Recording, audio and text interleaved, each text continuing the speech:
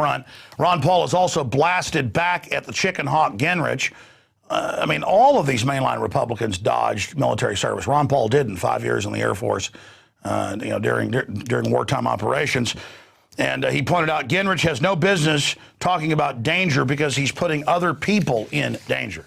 Yeah, it's always these people like Richard Pearl who are self-propelled stomachs who couldn't fight their way out of a paper bag, who talk about murder and death like it's cool.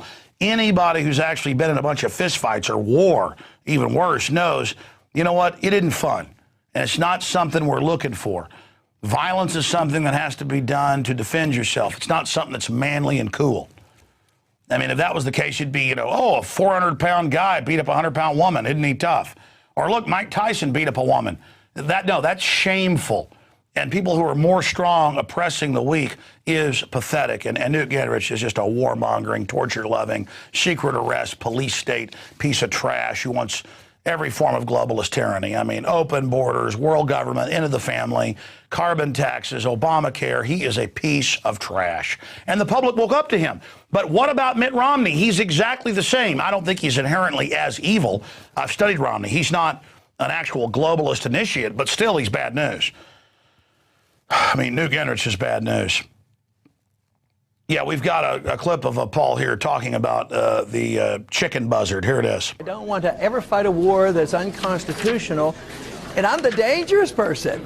You know, when Newt Gingrich was called to service in the 1960s, during the Vietnam era, guess what he thought about danger? He chickened out on that. He got deferments, didn't even go. So right now, he sends these young kids over there to endure the danger, and the kids coming back and the young people coming back. And the ones in the military right now, they overwhelmingly support my campaign. Okay, hitting a few more news pieces here before our interview with another tyrant. I mean, nowadays being a tyrant's the good guy. So if you had G.I. Joe cartoons today, not in the 1980s, when I was watching them, I was actually a little old to watch them, but I still snuck in a few when I was like 12 years old or 13. G.I. Joe doesn't torture. They don't secretly arrest. They follow the Bill of Rights and Constitution. Cobra Commander tortures and does horrible things. But now the good guys wear black masks and dress just like Cobra Commander. That's coming up. But I wanted to shift gears to something that's in the high-tech range. The Daily Mail reports the plane built to soar above the clouds on Saturn's mysterious moon Titan. They're sending an unmanned drone to Titan, which I'm all for exploration. The problem is the government lies so much. Who knows if they discover something and we'll even be told. But they're sending the unmanned drone. It's propeller-driven once it gets there to fly around and around Titan and send back messages to the planet Earth at a cost of $715 million. The Avatar probe is built to take 3D photos of the surface. They believe there could be life on Titan to help scientists build a picture of the planet's geology. At the end of the mission, and by the way, it's huge. It's bigger than most planets. The 120 kg aircraft would drive down to the surface and attempt to land on Titan's dunes. Wow. Talk about amazing. That is certainly cool. And closing out our news segment tonight, Obama says he doesn't even need the National Defense Authorization Act to indefinitely detain Americans. And I pointed this out a month ago. I said, look, they're already killing citizens without a court trial.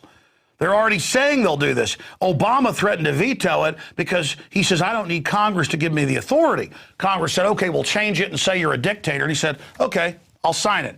And boom, he signed it with a big fat Barack Obama. But it woke a lot of people up when that happened.